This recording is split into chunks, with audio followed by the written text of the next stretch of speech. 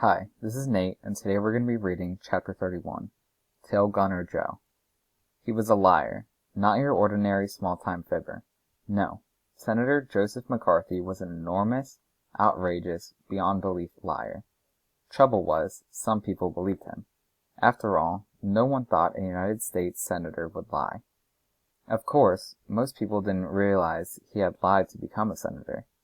He said he was a big war hero, a tail gunner who had shot down lots of enemy planes. Actually, he had spent most of the war at a desk job, and he made up stories about his opponent, Wisconsin Senator Robert M. La Follette, Jr. Those stories helped him beat La Follette. Joseph McCarthy was a man who liked attention. He wanted people to notice him. He needed an issue. What was an issue that would capture headlines? Communism. Some people were afraid that America might become a communist nation. Joe McCarthy would tell them the danger was real. He would scare them. At a speech in Wheeling, West Virginia, he waved a piece of paper and said it contained the names of 205 communists who worked in the U.S. State Department. McCarthy's list was a fake, but many Americans believed him. That was the beginning of McCarthy's witch hunt. Before he was finished, he had accused hundreds of people of communist activity. Down here we have a picture. It says, Senator Joe McCarthy's actions gave rise to a term, McCarthyism, which one dictionary defines as public accusation of disloyalty, unsupported by proof. Up here we have another picture. It says, in the 1950s, posters like the one pictured here fueled fear of communism. So moving on, he never proved a single case against even one person, but it didn't seem to matter. He was a master of publicity. McCarthy was an exciting speaker. His accusations captured people's attention. Whatever he said got printed in bold headlines. And he knew how to use that new medium, television. Many of the people McCarthy accused lost their jobs. Some lost their homes. Often their friends deserted them. Their lives were ruined. The nation was infected with a bad case of anti-communist hysteria. Hysteria is an exaggerated emotional reaction to fear, horror, or disgust. It was sick. What about free speech and the guarantees of the First Amendment? Those rights were in trouble. During the McCarthy era, most people were afraid to speak out. It was a time of great fear. McCarthy wasn't the only one who ignored the Bill of Rights and its protections. The House of Representatives had a committee called the House Un-American Activities Committee. It ruined lives too. HUAC decided to investigate the movie industry. Many people had the idea that artists and actors were likely to be communist sympathizers. Anyone questioned by the committee might be put on a list, called a blacklist. People on the blacklist, actors, producers, writers, cameramen, were unable to get jobs in the film industry. Some filmmakers had been members of the Communist Party. Some had attended communist meetings, often out of curiosity or out of Depression-time fear that capitalism was doomed. People called before the Congressional Committee were asked to name others who had attended those meetings. Anyone named would probably be put on the blacklist. Some writers and actors refused to answer HUAC's questions. Many were sent to jail. To repeat, it was a time of great fear. Ordinary people in America were afraid to buy books, subscribe to magazines, or join organizations that might have the slightest left-wing leanings. Lots of people believed McCarthy's baseless lies. Fear of communism muddied their thinking. But in a free country, it is not a crime to hold any kind of belief, and that includes communist beliefs. The anti-communist extremists wanted to prevent people from reading about communism. They wanted to make it a crime to be a communist. McCarthy made a list of 418 American authors who he said had disloyal ideas. His list included great writers like Ernest Hemingway, John Dos Passos, and Henry David Thoreau. The State Department removed their books from overseas libraries, which were the only libraries it controlled. Over here we have another picture. It says, Senator McCarthy swears in Dashiell Hammett at a Senate hearing on suspected communist activity. Hammett, an author of detective novels, was suspected of being a communist. Moving on. 39 states passed anti-communist laws. Texas made membership in the Communist Party a crime punishable by 20 years in prison. A Connecticut law made it illegal to criticize the U.S. government or flag. Loyalty oaths were demanded of government workers, including many teachers. The oaths varied. Generally, the job holders had to say that they supported the government or were not communists.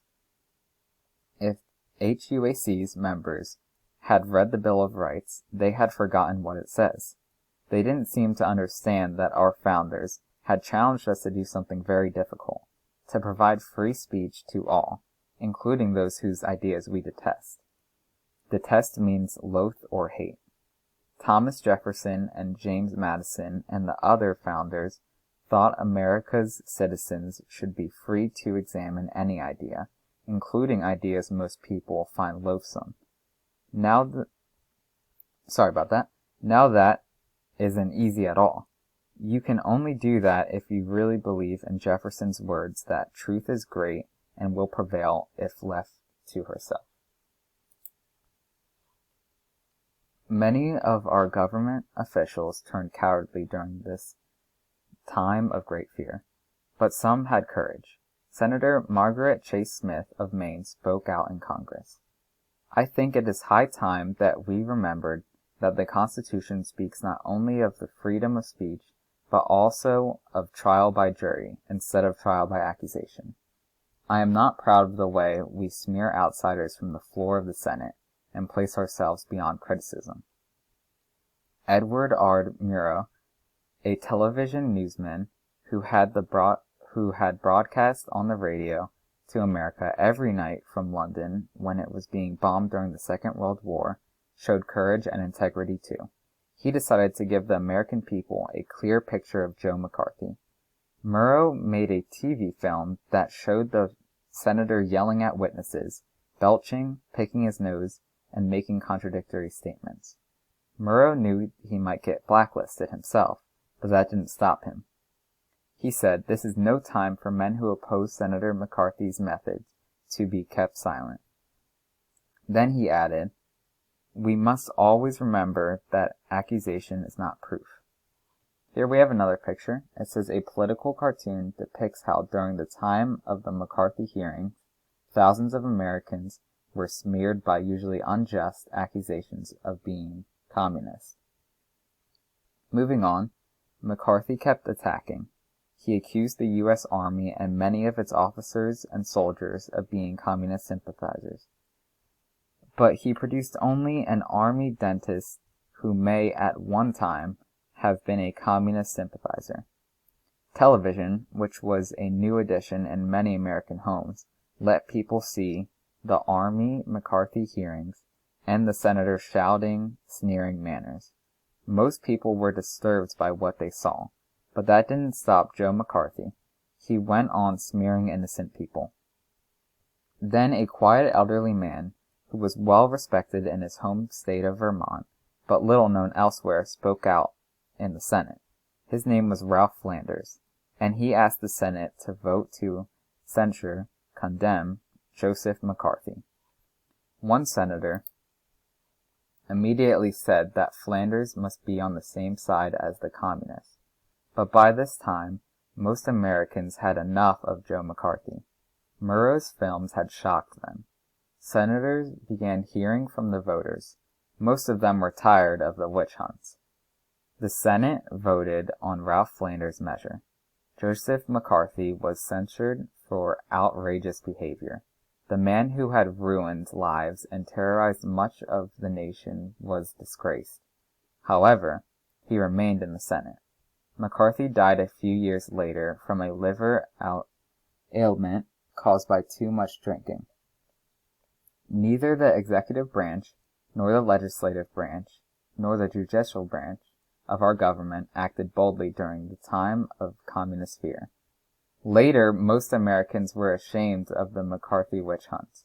Joseph McCarthy and the HUAC made us aware of the preciousness and the fragility of our right to free speech. Freedom of speech is guaranteed by the Bill of Rights. It is your constitutional right as an American citizen. But that freedom to speak out is easy to attack in times of crisis. It takes citizens who appreciate its importance to make sure we keep it as a basic right. And don't forget, the right of free speech also belongs to those whose ideas you hate. So down here we have another picture and also a caption. It says, "A letter to HUAC. Playwright Lillian Hellman was called before the House Un-American Activities Committee. It was 1952, and she sent this letter to the committee chairman. Dear Mr. Wood, I am most willing to answer all questions about myself. I have nothing to hide from your committee, and there is nothing in my life of which I am ashamed. But I am not willing, now or in the future, to bring bad trouble to people who, in my past association with them, were completely innocent of any talk or any action that was disloyal. I was raised in an old-fashioned American tradition, and there were certain homely things that were taught to me, to try to tell the truth, not to bear false witness, not to harm my neighbor, to be loyal to my country, and so on. I am prepared to tell you everything you wish to know about my views or actions, if your committee will agree to refrain from asking me to name other people. Sincerely yours, Lillian Hellman." So that was chapter 31. I hope you enjoyed it, and I hope you have a great day.